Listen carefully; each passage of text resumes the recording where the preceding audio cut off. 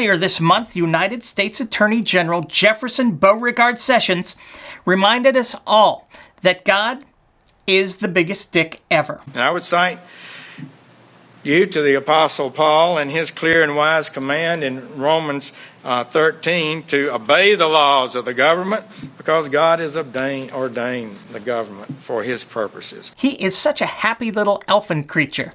But let's look at the entire quote there, Jeff. Let everyone be subject to the governing authorities, for there is no authority except that which God has established. The authorities that exist have been established by God. Consequently, whoever rebels against the authority is rebelling against what God has instituted. And those who do so will bring judgment on themselves. For rulers hold no terror for those who do right, but for those who do wrong. Do you want to be free from the fear of the one in authority? Then do what is right, and you will be commended. For the one in authority is God's servant for your good. But if you do wrong, be afraid, for the rulers do not bear the sword for no reason. They are God's servants, agents of wrath to bring judgment on the wrongdoer. So there you have it. Mao, Stalin, Hitler, Pol Pot, Trump, men of God, according to the clear and wise Apostle Paul and Jefferson Beauregard Sessions. These men were agents of God's holy wrath. And the 6 million Jews, the tens of millions of Ukrainians, the third of the Cambodian population, the untold numbers of Chinese, the children at the border who've been separated from their families, wrongdoers, all of them. Every single one of them put down, oppressed, jailed, killed by these men of God. This is the kind of stupid, demonstrably wrong, morally hideous thinking you get when people, especially government officials, consider this thing a book of wisdom whose source transcends human experience. What kind of fucking idiot quotes Romans 13 after the 20th century? Not that that scripture ever made any sense in any century. Clearly, the Apostle Paul was a complete moron himself.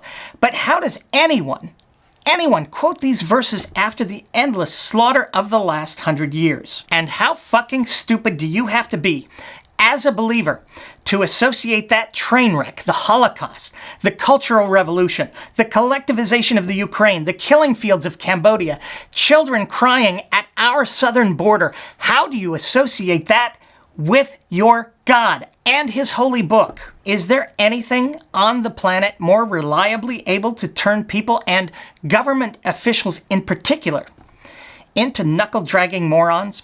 And not just morons, moral idiots, incapable of doing any kind of moral reasoning for themselves.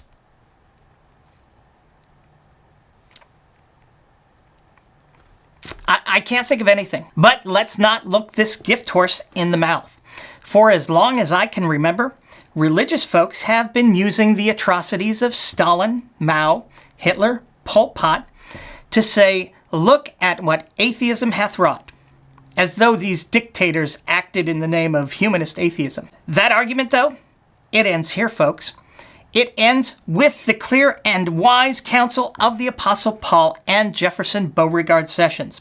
No more, my friends. That bullshit line of reasoning is dead. If you're an atheist, don't you ever again allow yourself to be saddled with the atrocities of these men of God who used their God-given authority to pour out God's wrath on the wrongdoers. Stalin, Mao, Hitler, Pol Pot, Trump, they wouldn't have been able to do any of what they did had they not been established in their positions of authority by God himself and Vladimir Putin. This is what the Christian scriptures say.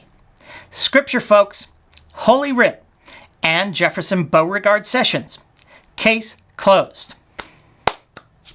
Oh, and let's not forget the following verses for our conservative friends. This is also why you pay taxes.